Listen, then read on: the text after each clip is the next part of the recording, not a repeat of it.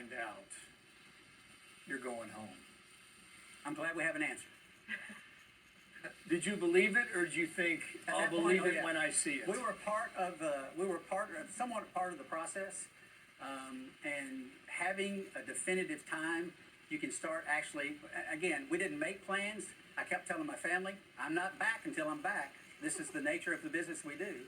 We've had changes in the past, we may have changes now, but it was certainly a great feeling when you have a date and you're marching towards a date. Yeah. It was really nice, I'll just say, when Crew 9 arrived.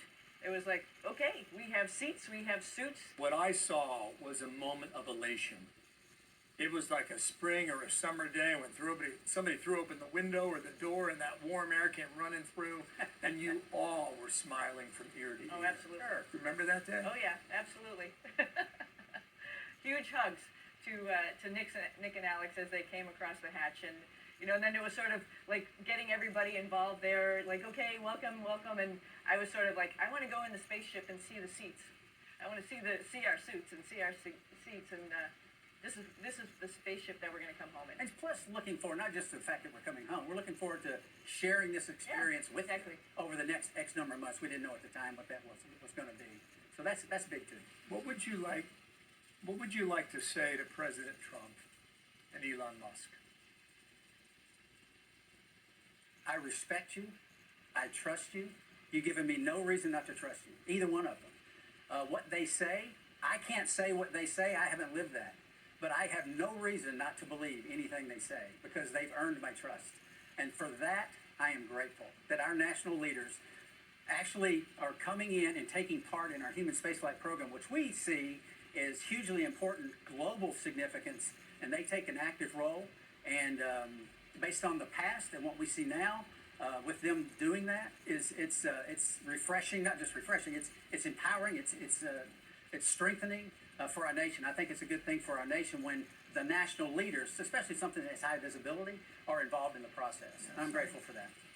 And, you know, I'm just glad that they're involved and they're take notice. And, you know, our situation, I think, I mentioned before, maybe it wasn't the perfect situation, but allowed a lot of people, including the president and Elon, to look at what's going on the International Space Station, take it very seriously, and understand that our involvement as a country, as a spacefaring nation, is really important throughout the world. And it sets an example, and it shows, you know, our ability to be able to do the hard things, put people in space, operate in space, work in space, and then bring us back. It's important, and I appreciate that them and many, many, many more people took notice of it. Let's move to the high point. You're coming home. Were you aware how many millions of people in the U.S. and around the world were hanging on your story?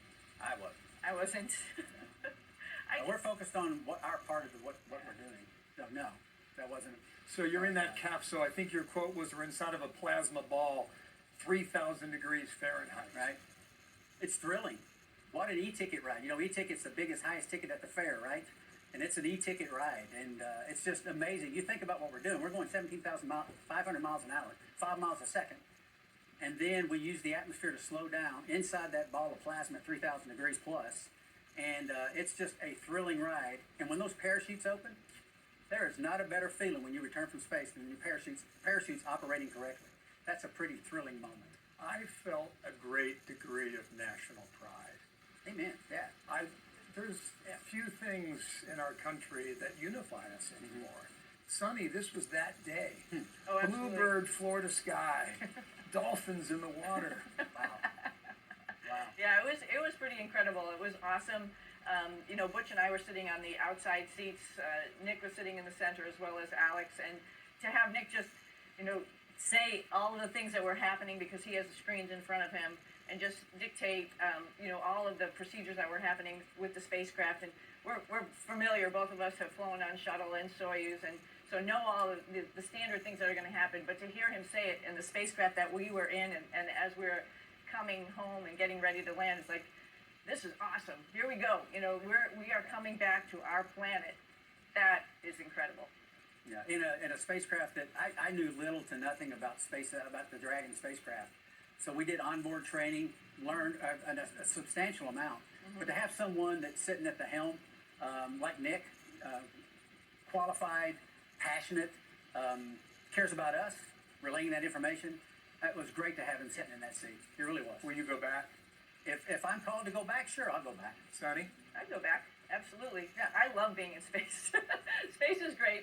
I joke around that it's a little vacation from Earth, but honestly, we have great people in our office who are training and ready to go. I would love to hand the helm to them. I would actually love for everybody in the world to have a trip, one lap around the planet, and see the world from that perspective. I think it would change a lot of hearts and minds in a matter of seconds. It's just incredible. But honestly, I love it. I'd go back in a heartbeat. But